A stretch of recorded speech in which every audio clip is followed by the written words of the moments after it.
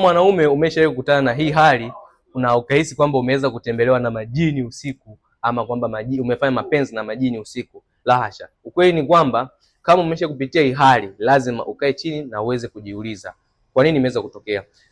Umewahi kuamka asubuhi na ukuta umeloa, aidha umeweza kutoa spams. Hali hii imekuwa ikitoa sintofahamu baadhi ya watu wengi, kutokana na wanaambiwa kwamba hapo umeshiriki mapenzi na jini.